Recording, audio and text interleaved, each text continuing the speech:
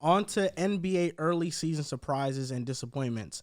Now, we're going to name 3 for each. I'll start. My surprises, I think the first one is pretty easy for me. Trae Young adapting his game. I think Trae Young's done an exceptional job at adapting his game, being more of an off-ball player. This season, he is getting 12 off-ball screens set for him a game. Last year, it was at 4. Steph Curry right now gets about 13 and a half set for him per game, which means that Trae Young is now kind of on par to Steph Curry in terms of the on-ball movement, the off-ball movement he is trying to experiment with and expand his game. So when do you think the efficiency would catch up? Because that's been his, like this year's start off slow. His efficiency is stinked. I feel like it'll catch up towards the halfway point in the year. So like I do February? think so. Or the quarter of the year. Okay. I think Trae Young's going to get it going. It's still a brand new play style he's adapting to. Next one is Devin Vassell's emergence. Devin Vassell has been amazing. Lottery pick in 2020. He's averaging 19.8 points per game, 5 rebounds, 4.5 assists, shooting 39% from 3. And his mid-range has been deadly. He's shooting 70% from mid-range. Devin Vassell is a player that coming out of the draft, he went to Florida State. There was a debate between him and Patrick Williams, and it's kind of clear who's the better player now. It's Devin Vassell. But Devin Vassell was somebody who was polished, defensive player. He had that offensive upside. And now with the Spurs, it's just another example of them finding a player in the draft, developing him, and now he looks really good. And Keldon Johnson has also taken another step. And the third one for me, surprises, is De'Aaron Fox. And this year, De'Aaron Fox, 6.5 attempts at the rim. He's shooting 69%, almost 70% at the rim, and he's averaging 4 deflections a game. He's been a pest defensively, averaging 36 and 6. Mike Brown has unlocked the best version of De'Aaron Fox, and I'll let you guys name your surprises, and I'll go to disappointments. All right. Well, I'm glad I wrote 4 because you took one of mine. So I'm down to 3. Santi Aldama. You know, I'm gonna name some very low key guys. You know, the Grizzlies have this weird way of just they stay cheap and they develop well, and then they got guys who can always fill in these roles. Aldama against the Brooklyn Nets and against the New York Knicks came in and he did his thing. He played his role. He was a double-double machine. Offensively, he was hitting threes. So shout out to him. You know, it may not last long, but I want to give him some early surprise because I thought the depth issue would be a problem, you know, losing Kyle Anderson and stuff and not really having Danny Green for the season. So I thought coming in, Memphis would struggle. But they got guys that just plug in and do their thing, and Aldama is one of them. So I got to give him some praise. Lauri Markkanen. He is top 10 in value over replacement player, which is fucking insane. Last year, defensively, he got much better. This year, he's maintained that. Offensively, he's been a machine. The ability to stretch out to the three-point line, hit the mid-range jump shot, the ability to ball handle. I think 3-level scoring ability of Lauri has been really good. It's improved. Defensively, like I said, last year he improved. But I think he has to get some flowers because Utah is playing very competitive basketball, and that's because of Lauri. He's been their best player, undoubtedly. Trey Murphy is my third guy. New Orleans Pelicans, they are doing wonders over there, and Trey Murphy has been that guy. A form of coming up the new age 3-and-D type of player is a guy who can defend. He can create his own shot, but he is a deadly sharp shooter, and I love what they're doing out there in New Orleans. I wish Herb Jones can be like that on offense right now. He's not, unfortunately, but Trey Murphy picks that slack up because he can shoot that ball so well. But shout out to those 3 guys. All right, so the first guy that I've been watching more of him this season. And I know it's a small sample size first couple of games, but his 3-pointers looked really good on like almost 6 attempts a game as SGA. I always felt like if he unlocked that part of his game and became a 38 to 40% 3-point shooter, he could take his game to the next level. He's averaging 29 points. He looks like his jump shot's really improved. Better than Paul George. Right now, it's 5 games in. Another player that single-handedly I saw him destroy my team, and his game just looks more refined, more better, is Pascal Siakam. There was an interview with Kyrie Irving after the game, and he was just talking about how much better Pascal's gotten as a off-the-dribble shooter, attacking the basket, efficiency, more moves.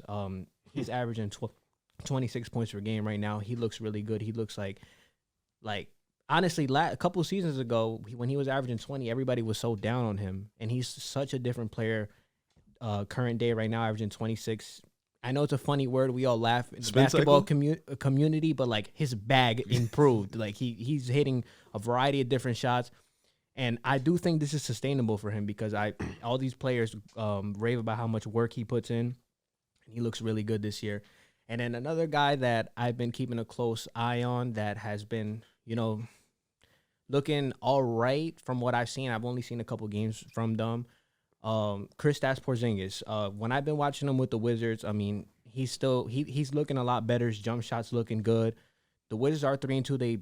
They blew the game last night, but if he can maintain this level of play on both sides of the ball, shooting the ball more consistently, I believe he's close to 40% from the three. If he can just do that, he's been a surprise to me because I thought that as a player, offensively, that's all he was going to offer, but he looks better as a defender this year.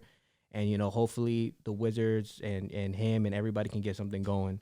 But he has surprised me this year too. But then again, for these three players I just named, it's only 5 games, but there are certain aspects of their game that have stood out to me for all of them, and I think that they've caught my eye. And Kyle Kuzma's been really good for the Wizards Him too. as well. I was going to choose him, but it just he was playing like this to end the season last year too. I thought you were going to choose him. That's why I didn't choose him. Cool. Yeah. There's a brand new fantasy app. It's called Boom Fantasy. You got over-unders, player props. You got matchups. This player versus that player. That's personally my favorite. And long shots. You can win 40 times your money. And if I'm not mistaken, Joel, NBA is coming soon. Yes, sir. NBA will be in the app in the next 10 days or so. I believe opening night is October 19th, so we'll have stuff up a few days beforehand. That's going to be fun because we have it every night. You don't have to wait till Monday, Thursday. Did you get your code for the League Pass? I did get my code for the League Pass. I got my code too. Yep, that's amazing. That's from 2K, right? Yes. That's tough. Amazing. That's fire. So if you guys haven't already, download the Boom Fantasy app right now. Link is in our description or in the caption wherever you're watching. On to disappointments. I'll name the first one. I think it's pretty easy. The Nets are disappointing. Just to talk about the team. Are you picking a team for disappointment? Yeah, you can pick a team. No, I was you just could have asking. did it for surprises. Team, player, doesn't matter. Okay, no, I'm right with you on that. Nets coaching, doesn't disappoint me. Ben Simmons rebounding, their defense. It's just all kind of treading water right now, or it's sinking. And I think the Kings being winless. I know right now they're playing Miami. They're breaking the break. They're beating the brakes off of them. So the Kings, they might get their win after this podcast is done being recorded. But at the time of this recording, they're winless. And that does not mean I'm not impressed by them because they play extremely hard. A lot of their games are close games. They go down to the wire. The other night versus Memphis, De'Aaron Fox outplayed John Morant. De'Aaron Fox was that good. But they just haven't been able to close out games. And I think Domantas Sabonis is a player on the team that has been kind of disappointing. You kind of want him to do a little bit more. You kind of want him to be a little bit more aggressive, assertive, and be more efficient offensively, and he just hasn't been that. And I just have 2. Oh, that was it? Yeah, okay. Yeah, no, one thing I can say about De'Aaron Fox, he's been going toe-to-toe with pretty much every, against the Clippers, he was going at it with Paul George. He outplayed John Morant. He outplayed Paul George, too. He did not outplay Paul George. You have to stop. He did not outplay Paul George, bro. But he was going toe-to-toe with Paul George. But unfortunately, you're right. They cannot close games. My disappointments, I got a bunch of players. Cade Cunningham started the season. He had a monster game yesterday. He did. They lost. He did indeed have a monster game. That was the one I've been waiting for. But to start the season, his efficiency has stunk.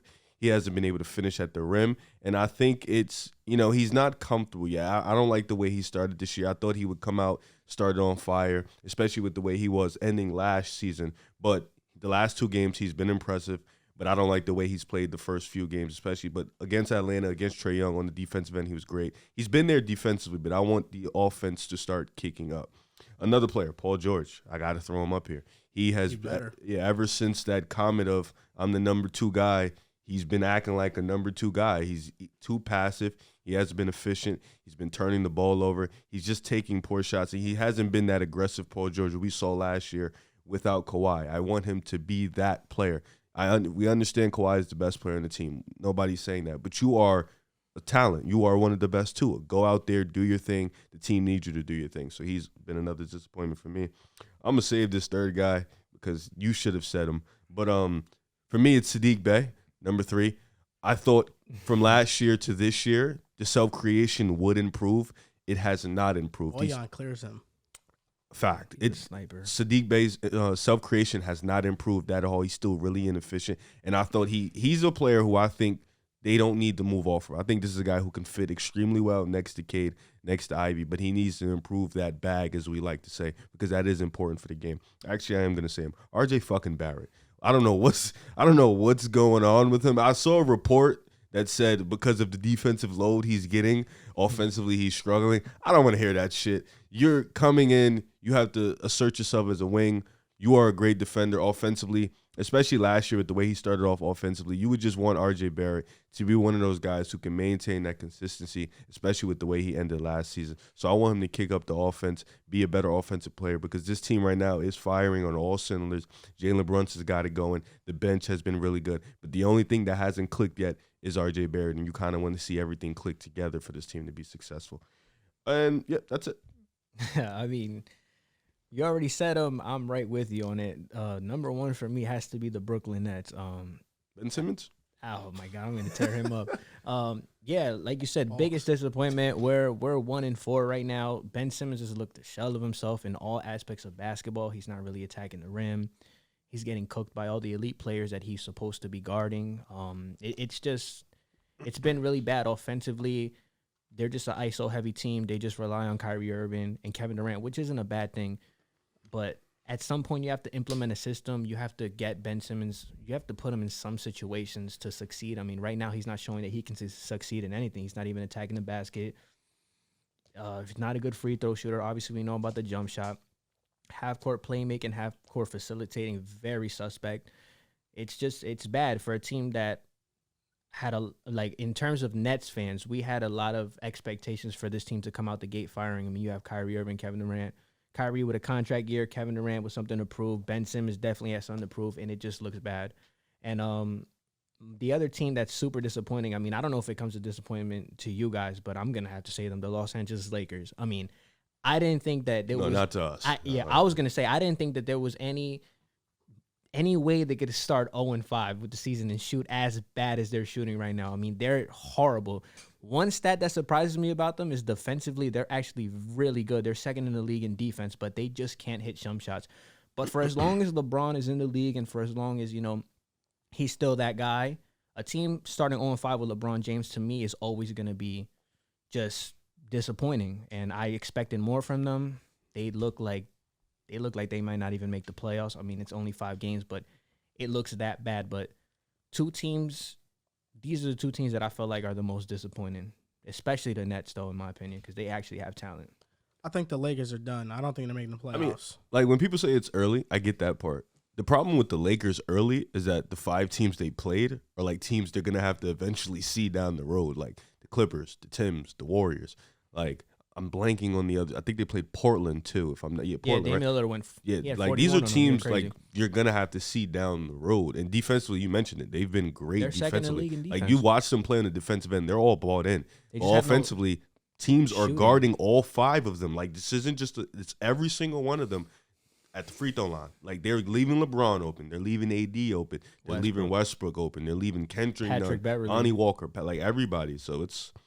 You better start playing like the 80s and just going to the basket. They played a bit better against the T-Wolves. Brook was pretty successful. Yeah, it's funny. They played the Clippers solidly the other day, too. They lost by a couple possessions. Benchbrook, they still lose. Westbrook doesn't play. They still lose. They're just a badly built team. But, I mean, I didn't think that they would be this bad as a team in shooting threes. Like, I thought the addition of Patrick Beverley, who's a career 38% three-point shooter, was going to help them out. I just thought there was going to just be more things coming into place for them. But, I mean, it looks like the same team. Anthony Davis is already missing games. So, it's just an utter disappointment. I actually had this thought the other day that LeBron's Lakers tenure, at least the tail end of it, feels a lot like Kobe's tail end to his Lakers tenure. About how they're both dysfunctional. There are differences, of course, like with Kobe. He was coming off injuries. And the Lakers. He was coming off an injury. Catastrophic injuries. They had cap space. They just couldn't sign anybody. Nobody wanted to go to L.A. Yeah. With this team, it's, you won a championship, and now it's kind of like the trend downwards where the players that you won with, you traded away, and you have aging talent. You have an aging LeBron. Anthony Davis can't stay healthy. Russell Westbrook's on a major It's similar, though. Like, LeBron, I don't think the Lakers, there's really any way up for them. You look at the free agency class this upcoming season, like in the offseason. It's not like names that can take them over the top because they're still going to lack depth. No matter what big-time guy they sign, they're going to lack depth. You don't think Kyrie would help? No, because they still have no depth. I think this is the league. I think he would help. I'm not saying they'd win a championship, but I think the league we're trending in right now is you need really great teams and then a great coach 100%. To win. Like you need depth, you need a great coach, and the Lakers don't have neither one. Peace.